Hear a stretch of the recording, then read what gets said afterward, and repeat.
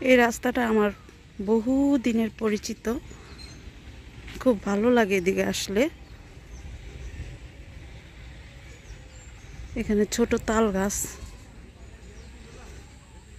গ্রাম্য পথ, যদিও এটা মাটির রাস্তা না, পিচ ঢালা রাস্তা। এই যে এদিকেও তাল গাছ আছে।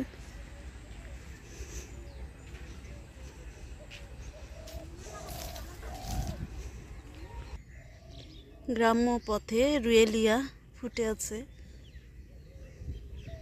এখানে ফুটে আছে কলমি।